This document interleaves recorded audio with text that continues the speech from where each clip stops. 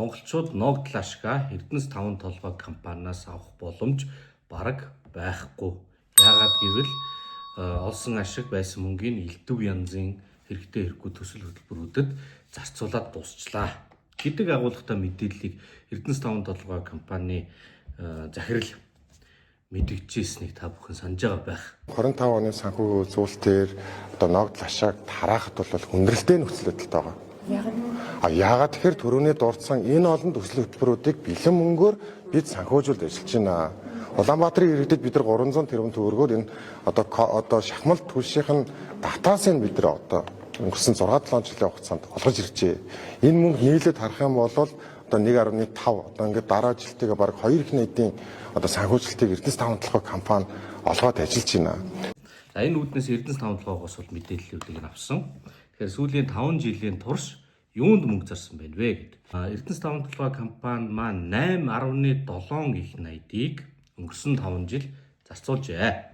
8.7 их найдаас 5.8 их найд ойролцоогоор 6 их найд төгрөгийг төсөллүүдэд хөрөнгө оруулсан байна.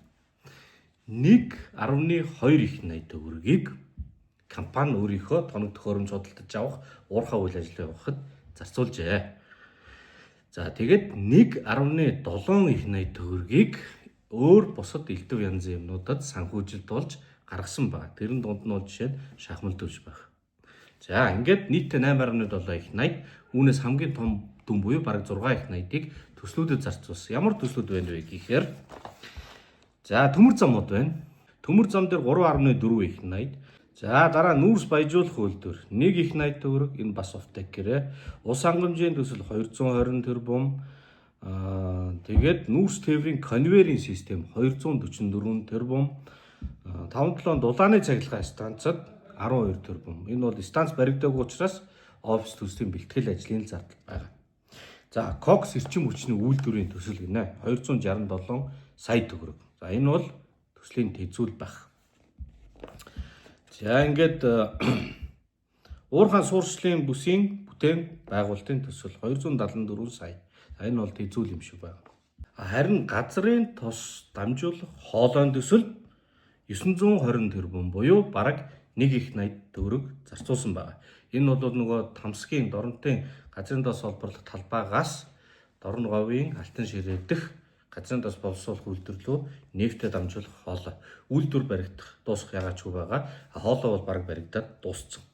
За юм байна. За ингээд энэ төслүүдэд нийтдээ 5.8 их найдыг зарцуулжээ. За компанид хийгдэх хөрөнгө оруулалт. Энд нь бол өнгөрсөн 5 жилд 1.2 их найд. За үүнээс 1 их найд 180 тэрбумыг олборлолт болон туслах тоног төхөөрөмжөд зарцуулсан. За ердөө 25 сая төгрөгийг судалгааны ардчил зарцуулжээ. Тэгэхээр 5 толгой маань маш одоо юм том үндэсний гол компани. Гэхдээ нүүрсээ ирээдүйд яаж ашиглах юм, яаж боловсруулах юм, зах зээлдээ яаж үн үргэж зарах юм, энэ судалгаанда баг мөнгө зарцуулдаг юм байна. Тоног төхөөрөмжд бол 1.2-ыг зарцуулж. За 3 дахь хэсэг нь болохоор 21-с 25 онд зарцуулсан төслүүд. За товч дурдъя.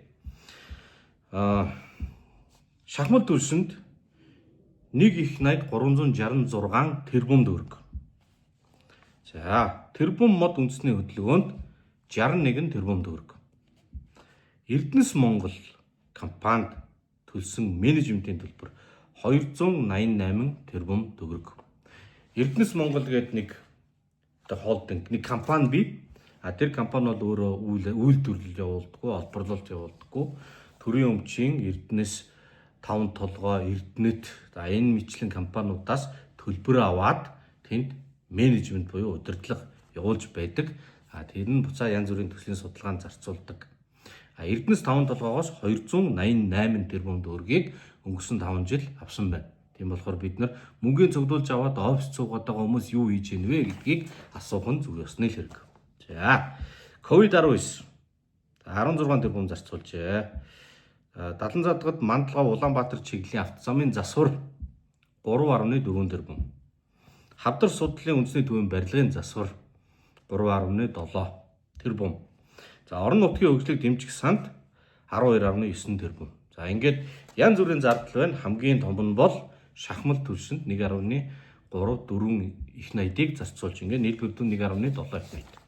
За ийм байдлаар 5 жил хэрвээ эдгээр санхүүжилтийг хийгээгүй байсан бол уурхай үйл ажиллагаанд 1.2-ыг нь хасахаар 7.5 их найд төгрөгийг төсөл хөтөлбөрүүдэд Эрдэнэс 5-7 зарцуулсан байна.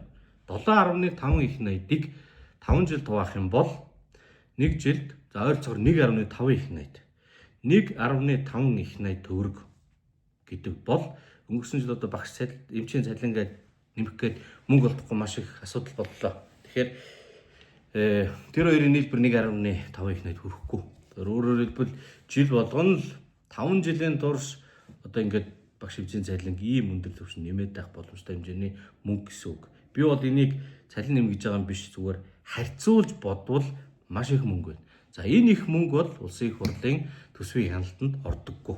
Энэ бол компани төлөөлөл удирдах зөвлөлийн шийдвэрээр гарч байгаа. Гүйцэтгэх захирал үйл ажиллагааг удирдах байгаа. За тэгэхээр монголчууд та бид нар үнэхээр энэ компаниас хувь эзэмшдэг юм бол хааш нь юунд зарцуулаад байгааг хянах хэрэгтэй. Хэрэгтэй төсөл зарцуулж болно. Дэмий юм зарцуулаад байх хэрэг байхгүй. Яагаад нэг их найд маш их мөнгийг жишээлбэл дорнотоос дорногов руу нефт дамжуулах холоо барьваа. Нефт одоо боловсруулах үйлдвэр хизээ баригдахыг бид нар мэдэхгүй. Тэр болтол энэ хөрөнгө чинь тестэлж шалгаж болдгоо газар дор булаастай ингээд хэвтэн зэвэр нь хуучрна. Шахмал түвшний үйлдвэрээ бид нар ярьдаг. Энэ бага мөнгө биш 1.4 их найд гэдэг бол их мөнгө. Тэгэхээр энэ их мөнгөөр хичнээн айлын орон сууцыг нэг мөр шийдчих боломжтой байсан юм шүү гэд. За энэ хоёр бол зүгээр жишээ юм аа. Ийм байдлаар төрийн өмчийн компани гэдгийг нийтийн нээлттэй болгоод нийт хувьцаа эзэмшигчид үр ашгийг нь хяндаг болохгүй бол мөнгө гарын салаагаар урсаад. Үр ашгийг нь хяндаг юунд зарцуулахад нь тузан шийдвэр зөвхөн засгийн газар улс төрийн чиглэлээс гадна иргэдийн хяналтыг төлөөсөн хүн суугаад зөвшөөрөл олгодог байх юм бол манай энэ компани чинь ашигтай ажиллах нэ. Ашигтай ажиллах юм бол баялагын санд мөнгө хөрөнгөлөгдөн иргэдийн гар дээр одоо хувь очих нэ. Ногдол ашгаа авах нэ. Тийм учраас хяналтаа сайжруулах хэрэгтэй. 5 толгоон иргэдийн эзэмшдэг хувийг 34% хүртэл нэмэгдүүлэх шаардлагатай. 34 гэдэг нь тузын шийдвэр гаргалтанд илүү хүчтэй нөлөөлөх ийм зүйл. Тэгээд дэд төлөөлөгч нь ил тод одоо шийдлүүдийн олон нийтэд мэдээлээд шийдвэр гаргаж явах шаардлагатай гэж үзэж байгаа.